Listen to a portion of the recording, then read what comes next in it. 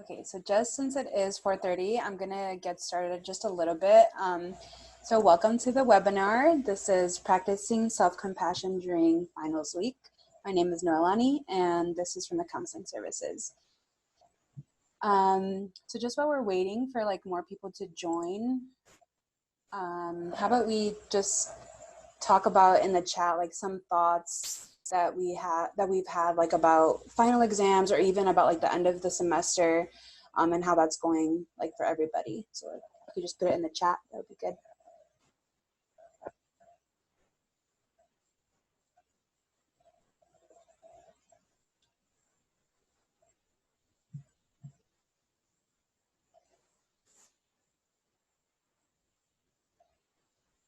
So Carly said, I have felt some terror. That's a little bit scary. Taylor's talking about anxiety, definitely. And Nicole, thoughts that I am sad and also some anxiety. Yeah.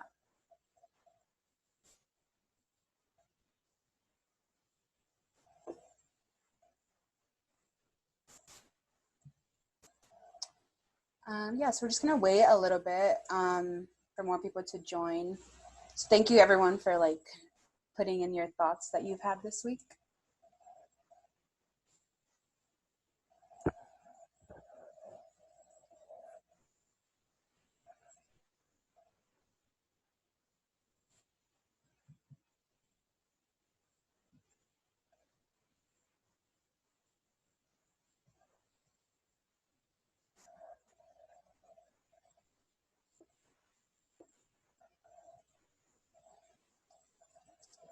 Okay, so I'm just gonna go ahead and start just because I don't want to like wait too long. So yeah, so everyone's kind of sharing like some fears, some anxiety, some sadness. And so I want to talk a little bit about how our thoughts actually affect or like influence our emotions.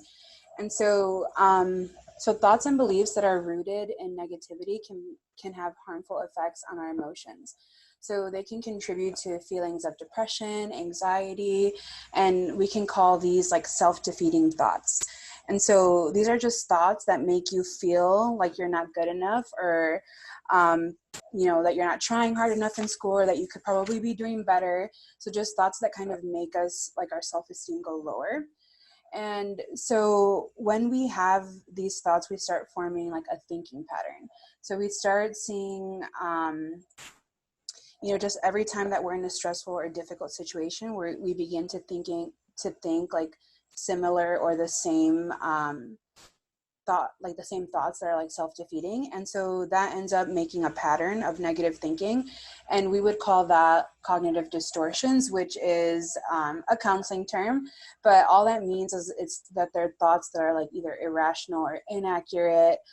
And it's okay to have those thoughts, because I believe like a lot of people have these, if not almost everyone has like cognitive distortions or negative thinking patterns. But the good thing about this is that this also works with positive thoughts too. So if you start changing your negative thoughts that are rooted in negativity, and you start rooting them in some positive thoughts about yourself and some positive beliefs about who you are, then you can also change that influence on your emotions to have like some positive influences. And so I'm just going to talk a little bit about what these thoughts are. What cognitive distortions are. So cognitive distortions are defined as an exaggerated or irrational thought pattern. It's also like a biased perspective that we have about ourselves or about others.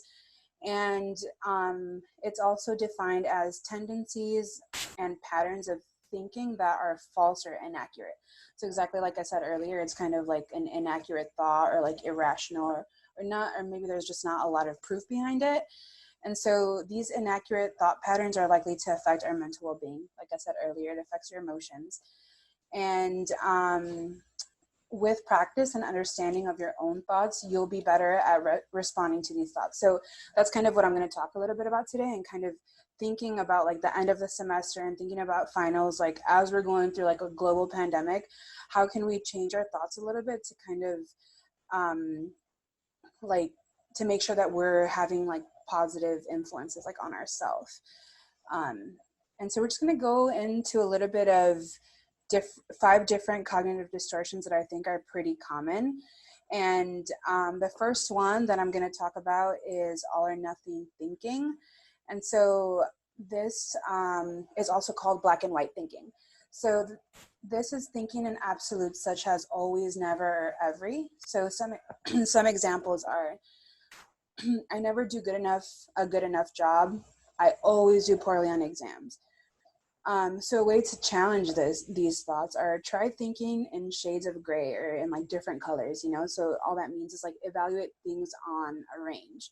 So instead of saying something like, I always do poorly on exams or I never do a good enough job, try thinking about the times that you've done like good on an exam and the times that you haven't. So like maybe 75% of the time I do good on my exams and 25% I do poorly.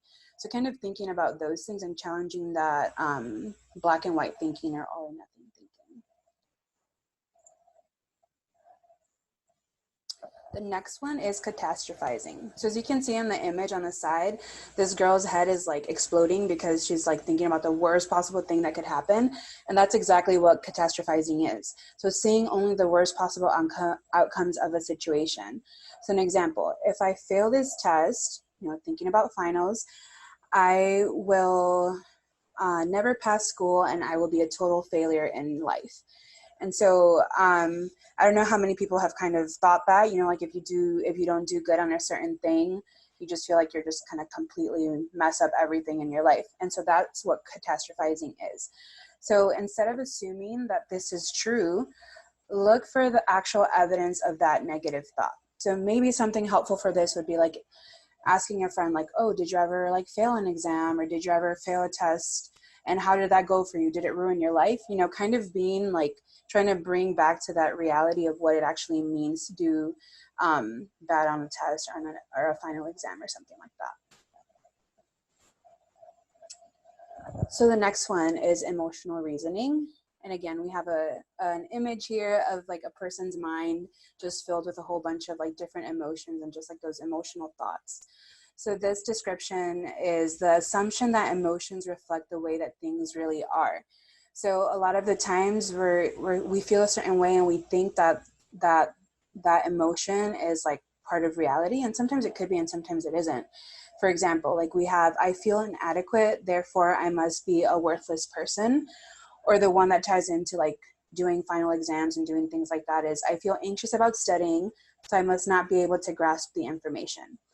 So one way that you can challenge this kind of thinking is asking people or like your friends or your family questions to find out if your thought is realistic. So, you know, asking a friend like, is it true that just because I'm feeling anxious, that means that I don't know what I'm doing in my exam, or that just because I'm feeling anxious, I'm not going to be successful? You know, kind of asking those questions that to your friends so they could kind of like reassure you and validate you and give you some positive feedback. And then the next one is disqualifying the positive. So this one is recognizing only the negative aspects of a situation while ignoring the positive. So, you know, taking that little paper that says good and just like throwing it out. That's kind of like the good things don't matter. And so an example of this is someone might receive good grades on most of their exams, but focus on the one assignment that they did not do well. And so I think sometimes we do that a lot, kind of worry a lot about when we mess up and not really give ourselves like the permission to feel good about the things that we do well. And so to challenge this thought, I would say try making a list of the positives. Try, you know, writing it down for yourself and saying, these are all the things that I did good this semester and all the successes that I had this semester. And it's okay if I messed up like just this one time, because I don't always mess up. You know, kind of going back to the other distortions that we're talking about. So the next one is should statements. This is a belief that things should be a certain way. So an example is, I should do well in school during all situations. So kind of like as we're thinking now about like being in a pandemic and how that has made everything so different for us, and thinking about doing classes online and doing finals online and doing like big projects online. Sometimes we have these thoughts where we're like, I should be able to do this. I should, do well in every single situation. So another way that you could challenge this thought is kind of try replacing shoulds or musts or those kind of words with it would be better if. So it would be better if I wasn't anxious. It would be better if I was doing well in all my classes, kind of giving yourself some grace.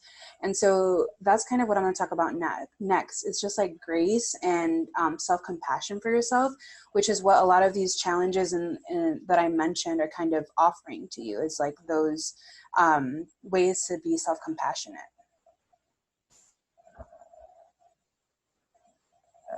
Okay, so what is self-compassion?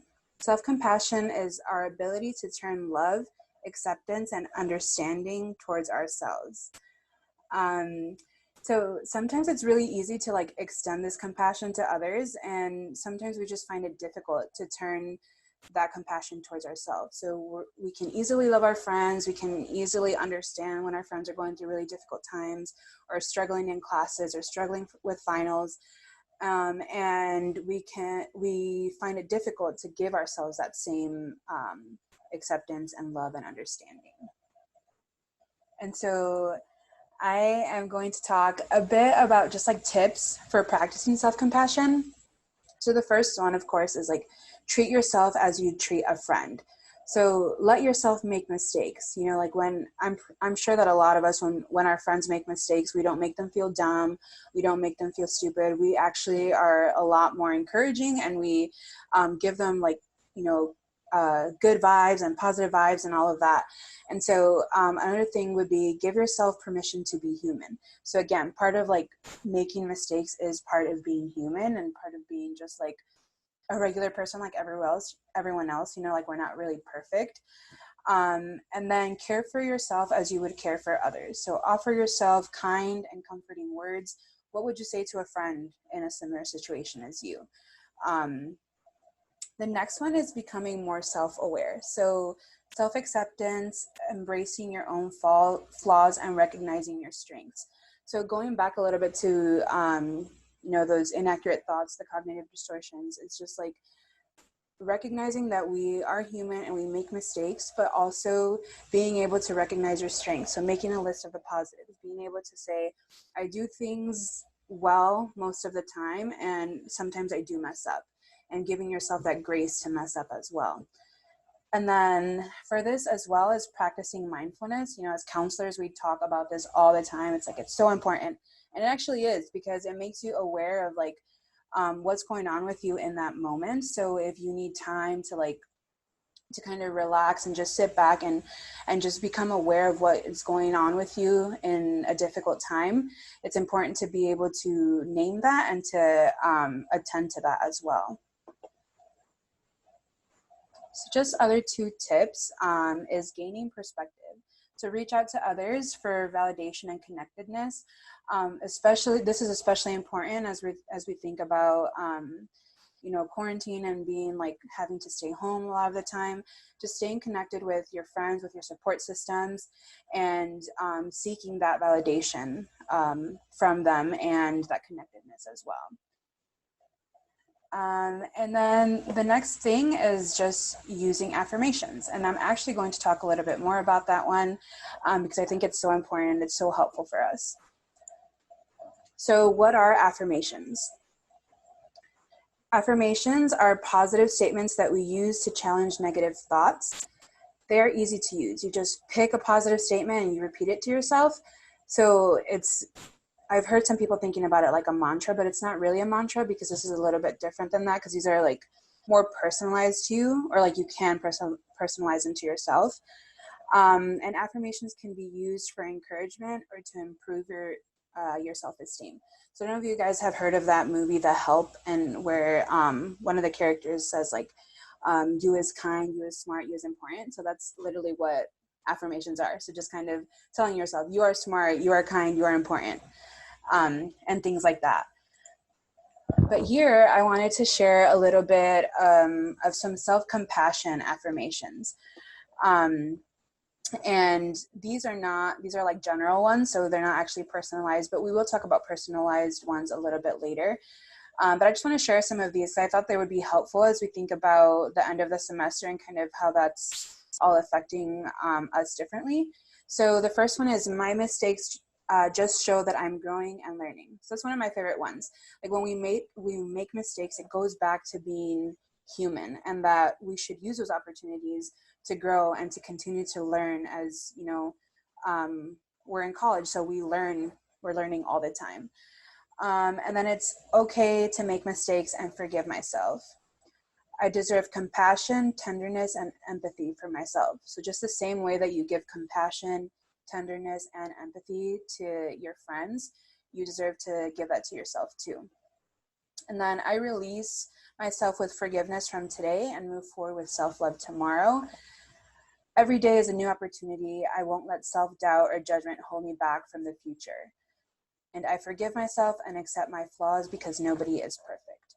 So these are like super important. You can use them as starting off to work on affirmations, but we will talk a little bit more about just like personalizing those affirmations for yourself.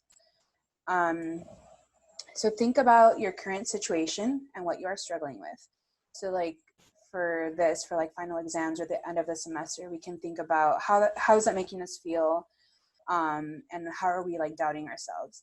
And so then you would make a list of what is important to you. So like values, like other things like school, friends, religion. And for each value or each section, you're going to write a truth. What do you know to be true about that value, or what are you ideally aiming for? So an example for like the end of the semester or for final exams is, I am in a new and difficult situation, but I can get through this. Or another example is, I can do well in my final exams and I will be prepared for them. And I just made a little note there. Of course, you have to study still for your exams so that you can be prepared for them and do well. Okay, and so here I'm just offering like some resources. A lot of the information that I got today was from the Positive Psychology website, and so there you can find more resources about positive affirmations about self-compassion.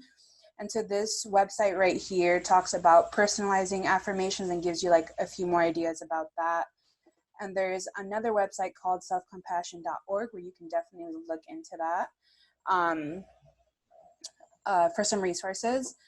And then for undergraduate students, we have the Office of Learning Services. You can look for tutors there that can help you out as you're preparing for finals.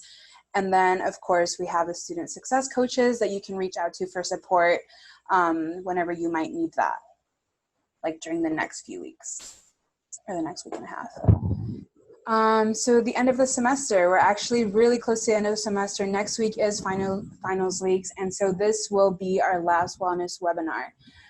Just a reminder that the last 4 webinars are on the Trinity Community Video YouTube channel, and so you can find those videos there that are going to be helpful for you as well. And just to kind of like wrap everything up, and wanted to let you guys know that we did these webinars for you guys to help you out, to support you so you could feel supported by the Counseling Center. And we just wanted to leave you with a positive message, some encouragement as we end this time together. And so it's just a small reflection. Talking about God's grace and compassion. So in Psalm 145, 8-9, it says, "The Lord is gracious and compassionate, slow to anger and rich in love. The Lord is good to all. He has compassion on all he has made." And then a little further down on 13 and 14, it says, "The Lord is trustworthy in all he promises and faithful in all he does. The Lord upholds all who fall and lifts up all who are bowed down." So kind of just leaving you with this message that God is with you as well. Like, I know we have a lot of support systems here at Trinity and like your friends as well, but just remember that that God is compassionate and gracious towards us, and that you should also offer that for yourself. So thank you so much for joining us and for being a part of this with us. And that's all I have for today. Thank you.